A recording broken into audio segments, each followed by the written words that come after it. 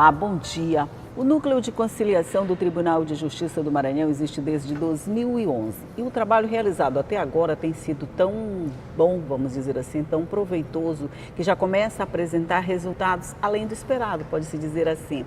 O Maranhão tem agora o primeiro presidente do Fórum Nacional de Mediação e Conciliação. E é sobre isso que nós vamos falar no programa de hoje, porque quem veio tomar café comigo foi o presidente da FANAMEC, doutor Alexandre Abreu. Bom dia, doutor Alexandre. Bom dia, Elda. É um prazer estar com você, compartilhando esse momento, transmitindo para a sociedade maranhense essa conquista que, afinal de contas, é uma demonstração que o Maranhão vem fazendo investimentos na área de solução de conflitos que ganha reconhecimento nacional.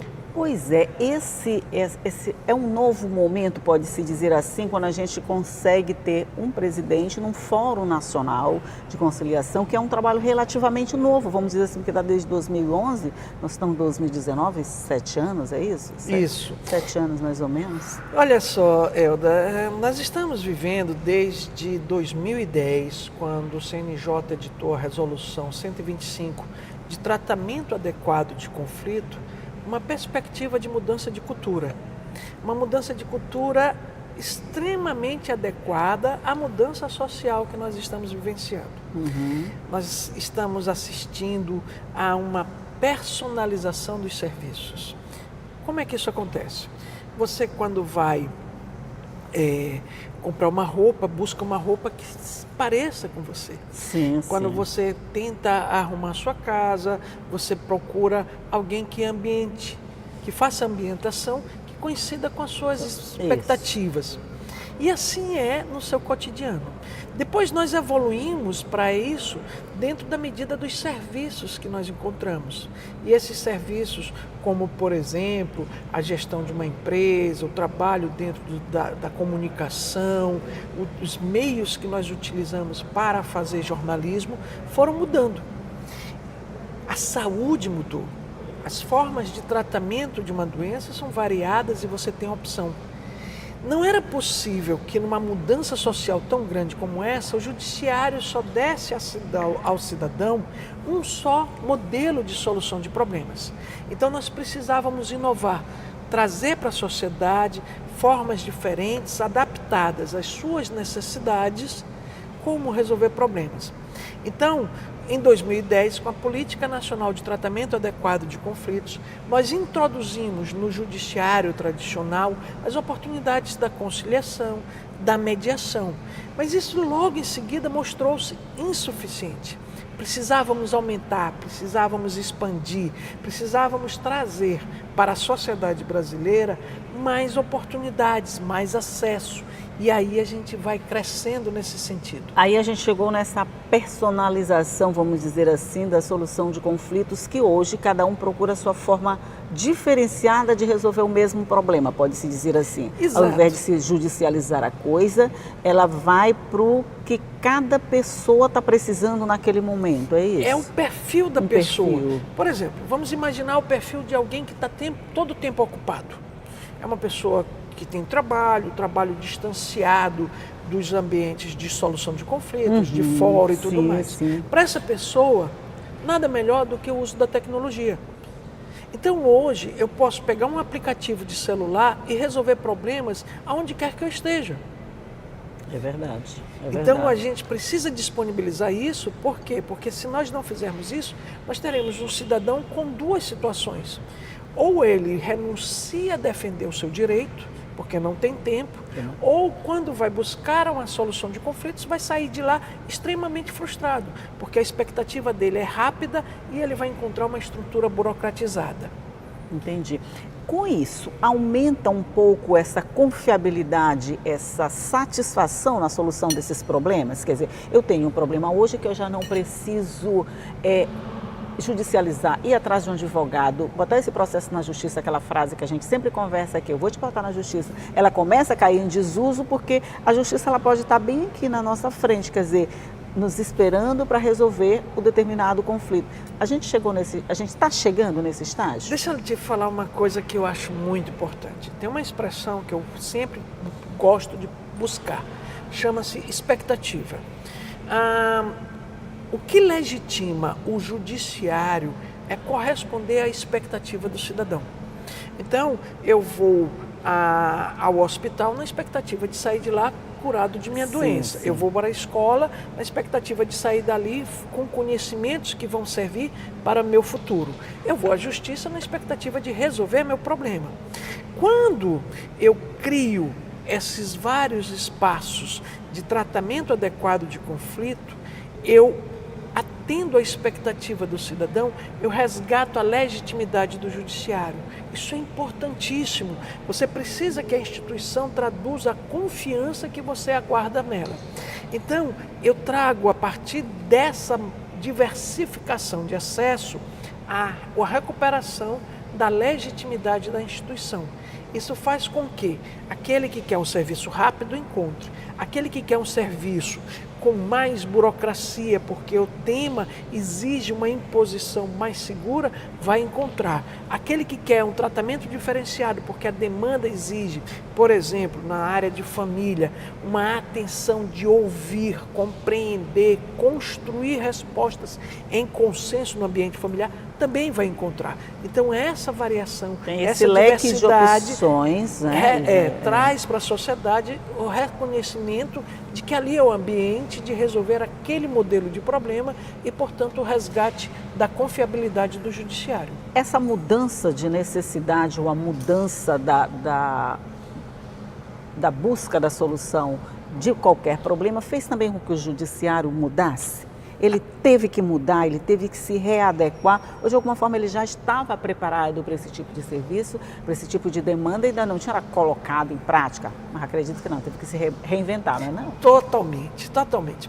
Eu estava fazendo outro dia uma observação sobre dois fatos históricos que coincidiram o seu ano de surgimento e as transformações que eles trouxeram. E é justamente 1988, sai a Constituição Federal e sai a internet. E quando você olha esses dois elementos, você percebe muito bem as grandes transformações que nós vivenciamos. De um lado, garantias e direitos que até antes do regime militar nós não possuíamos. De outro, uma comunicação expansiva extremamente veloz e incontrolável. Quando você traz esses direitos e essas comunicações, você percebe que você deixou no meio disso uma deficiência. Sim.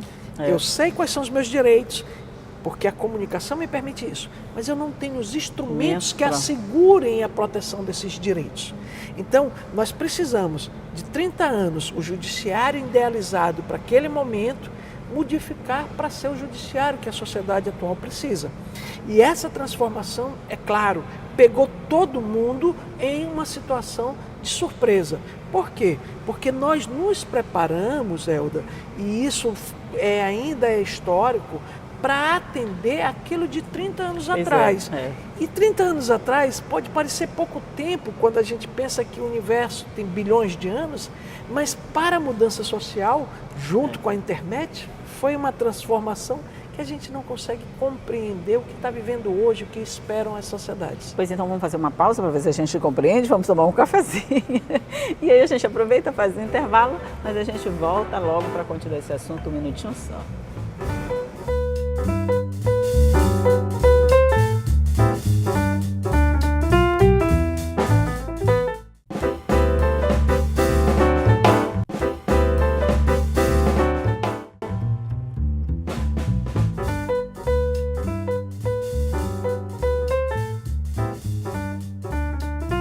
De volta aqui para conversar um pouquinho mais sobre essas mudanças em solução, mediação de conflitos. E a gente estava dizendo que mudou tanto que a gente fica até meio tonto, né? E com tanta mudança que acontece. Mas ainda vai mudar muita coisa, não é? Porque se a gente começou, eu imagino que isso é uma estrada, um caminho sem fim.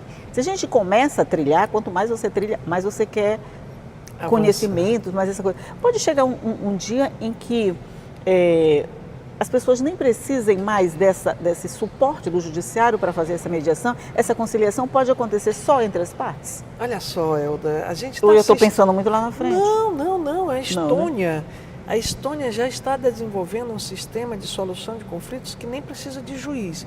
Você aciona uma estrutura de inteligência artificial que vai lhe ajudar a resolver questões. Só para você ter uma ideia, nessa comunicação à distância, nós temos 5 modelos de diálogos que são desenvolvidos para a solução de conflitos. O primeiro diálogo é o diálogo da conversa com a inteligência artificial.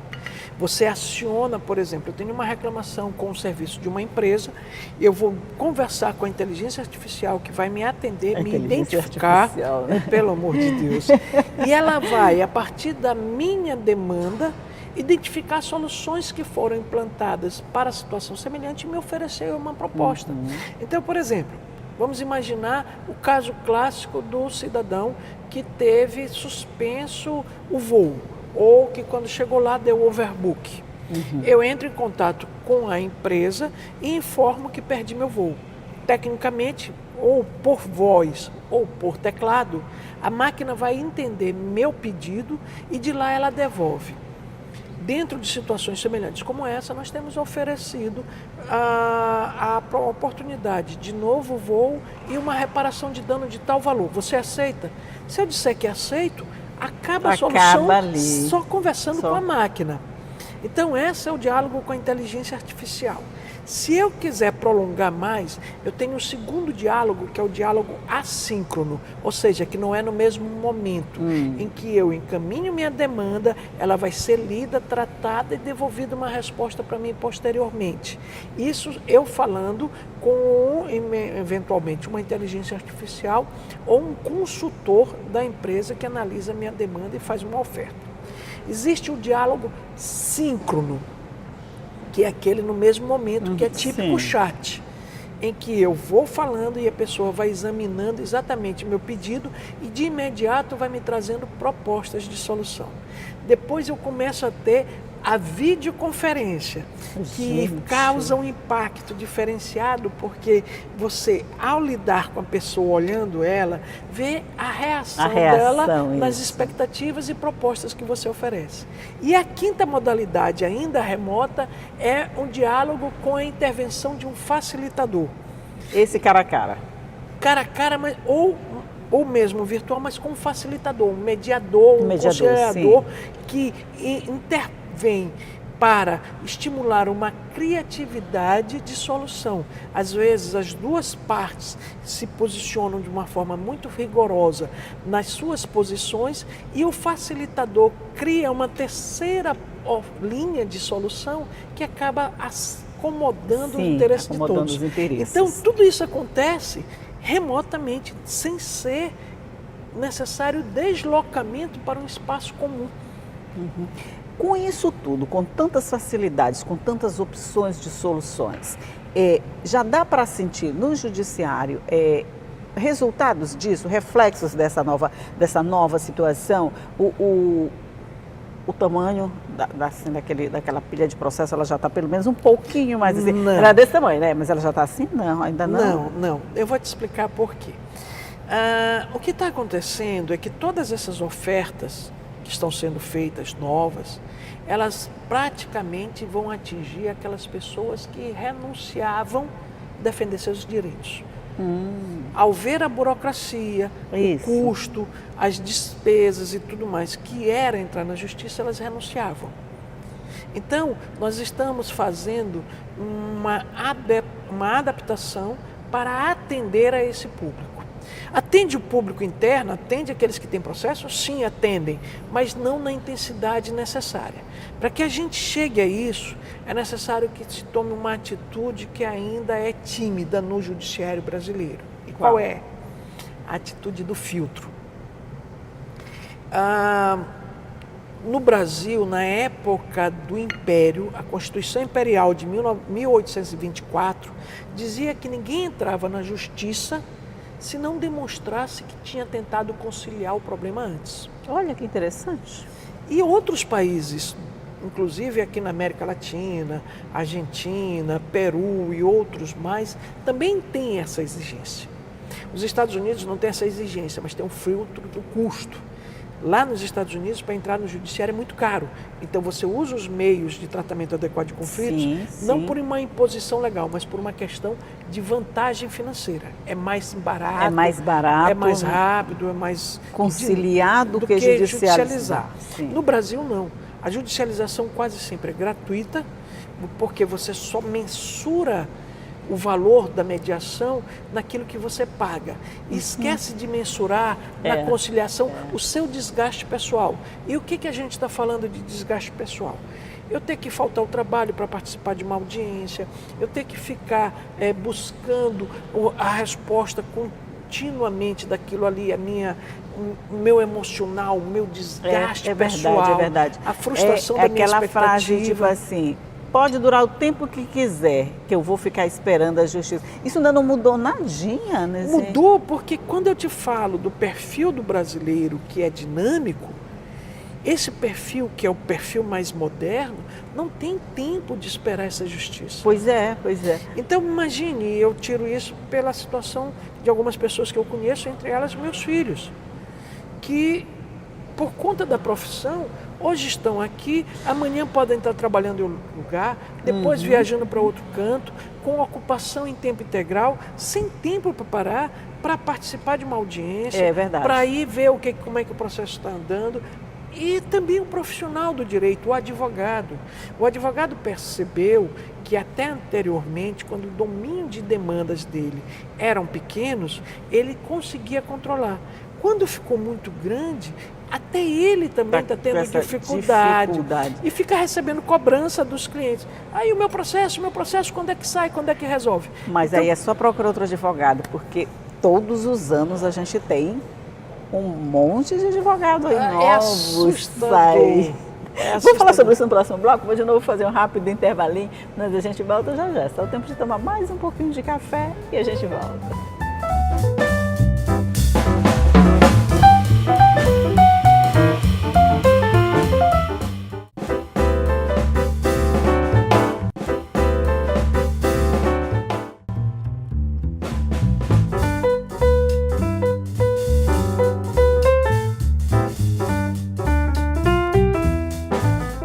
Voltamos aqui para o nosso último bloco de conversa sobre a modernização desse processo de conciliação e a gente chegou nesse estágio de mudou o perfil do, eu não chamo consumidor nesse caso, do cidadão, né? Do cidadão que procura justiça, né?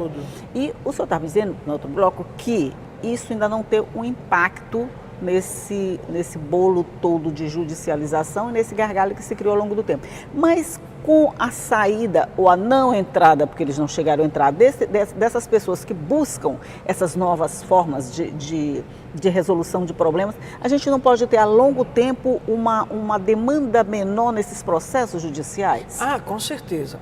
Olha só, Elda, nós estamos falando de uma mudança de cultura. Isso. E essa mudança de cultura passa por uma personalização muito complicada do indivíduo. A gente conversa muito com a café esfria. Vamos que é a assunção da responsabilidade. Sim. É muito legal quando eu vou à justiça e deixo para que o outro resolva o meu problema. Então, quando sai a decisão, pode ser favorável ou desfavorável a mim, mas eu não assumi o compromisso com aquele resultado. Aquilo foi o juiz que decidiu. Quando eu passo a conciliar, quando eu passo a dizer que quero dessa forma a solução, qualquer situação que digam depois, deu certo ou deu errado, a responsabilidade é minha. Então, muitas vezes, o cidadão se acostumou a delegar. A gente tira isso da escola. Quando eu tenho um problema na escola, eu chamo a tia. Quando eu brigo com meu irmão pelo brinquedo, eu chamo papai e mamãe. Então, a gente delega todas as soluções de nossos problemas. Ou põe a responsabilidade por terceiros. Tem uma frase que eu vi no carro que eu achei ótima. Tá com pressa? Acorda cedo. Ou seja, eu boto culpa no atraso do meu serviço, não porque eu acordei tarde, mas sim porque o trânsito estava engarrafado. Então isso é uma rotina. A culpa não é minha. Eu fiz uma entrevista essa semana sobre isso, um livro que trata de a gente sempre achar que a responsabilidade, tudo que acontece com a gente é do outro, não mas é muito fácil, porque você você se sente descompromissado com o resultado. Então mudar essa cultura para que ela se torne responsável pelo resultado é uma coisa interessante. E quando você começa a fazer esses acessos novos, em que a sociedade passa a tomar esse papel, nós vamos avançando para uma postura diferenciada, a autonomia da vontade da parte. É uma experiência que vem da saúde, em que quando eu tenho uma demanda de saúde, o médico chega e diz, você pode se tratar dessa forma. Qual que você quer assumir a responsabilidade de executar? Isso. Dentro da solução de conflitos, igualmente. Você assume a responsabilidade pela opção que você quer e se engaja nela. Quando então, você escolhe essa opção, você se torna responsável por ela. Se torna responsável por ela. E aí ela. Você quer acompanhar, porque foi você que escolheu daquele jeito. Exatamente. Por exemplo, se eu quero a opção judicial burocrática, como é que eu colaboro com ela? Eu colaboro com ela primeiro, tentando trazer para o processo o máximo de informações que me permitam levar a um julgamento definitivo. Sim.